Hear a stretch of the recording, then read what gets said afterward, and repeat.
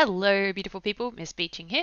Today we're going to look at sample spaces for two-step events. So far, you've only looked at sample spaces for one-step events, where one thing happens and you list all the outcomes. Now we're actually going to get into some more of the juicy, interesting stuff that's applicable to real life and games of chance and gambling. And we're going to talk about what happens when you do either two things in a row or two different things and combine those outcomes. So let's actually first define what a two-step event is. As you can guess from the name, it's just two separate events that can happen one after the other. And there's generally two categories of two-step events. So we can either have what we call repeated events. So here we've got a repeated event where someone has flipped a coin two times. There's two steps of the same event repeated twice. And then you can also have two different events. This one's a bit less common in like probability textbook questions, but it's still very relevant to a lot of situations. So as an example, we could have flipping a coin and rolling a dice, and then the two outcomes combine in some game or something. So that's a two-step event. Now, there's a few different ways to describe the outcomes of two-step events. One way is a list, just like we've been doing in previous sample spaces. Say we flipped a coin twice. If we wanted to write a list, we could say, okay, we can have heads, heads. We can have heads and then a tails. We could have a tail, then a heads. And yes, these are two different events. Or we could have tails, tails. Some of you might be wondering why heads, heads doesn't show up twice then, and why tails, tails doesn't show up twice.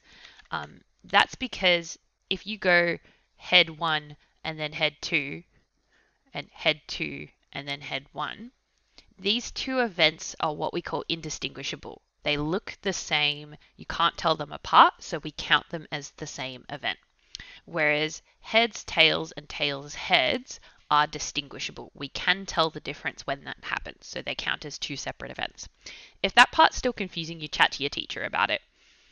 So that's a list, and we could also do a list for two different events, but here is where we might notice the limitation of using a list, because we'd have to go heads 1, heads 2, heads 3, heads 4, heads 5, it goes on for quite a while, and then we still need to do tails 1, tails 2, blah, blah, blah, blah, blah. It goes on for ages, and it takes a long time to write. It's really inefficient, and it's also, the bigger it gets, the harder it is to make sure you don't forget any outcomes or miss some of them.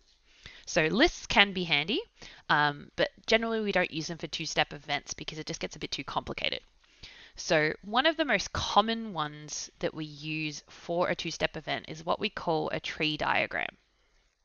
Okay, and as the name implies, it looks like a tree. So let's explore that double coin flip again.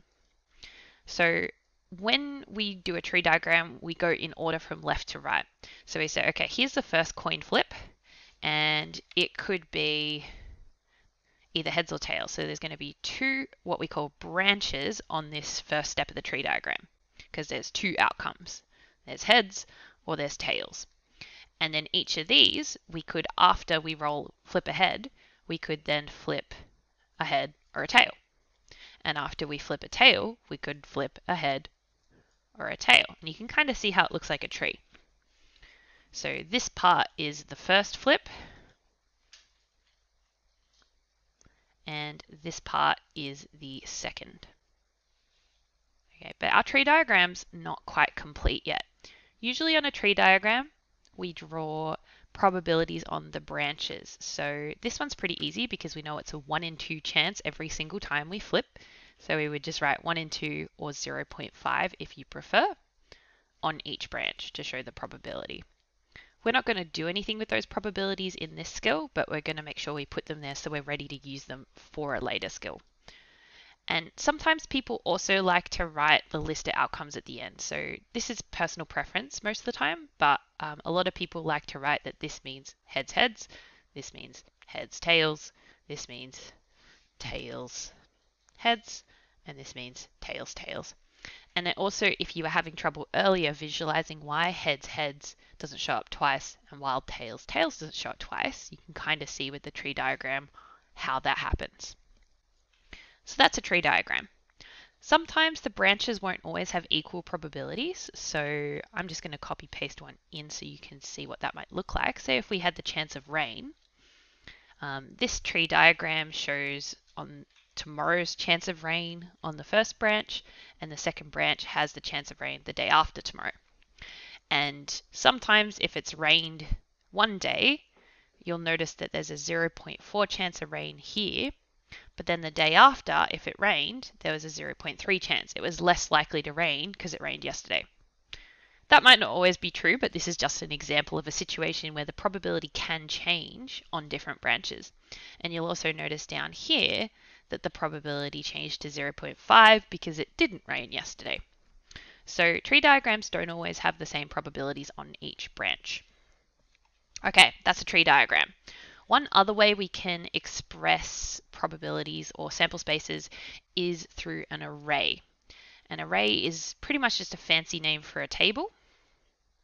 And you can imagine that if I had an event where I'm rolling 2d6s and I try to draw a tree diagram of this, it's going to get really gross really quickly because I'd have to be like 1, 2, 3, 4, 5, 6. Oh God, I'm already running out of room. Help! 1, 2, 3, 4, 5, 6. 1, 2, 3, 4. Oh my gosh, this is horrible. Ah! We don't want to draw a tree diagram with that many outcomes. It's just yucky. So instead, we put together a little table to help us keep track of outcomes. And I'm not going to draw this by hand because that would take ages. But this is what the array would look like for rolling 2d6 dice. All right, so we've got the die 1 roll here up the top, die 2 over here, and then each outcome is written in this table. There's 36 different rolls that could happen, from rolling 2 1s all the way through to rolling 2 6s.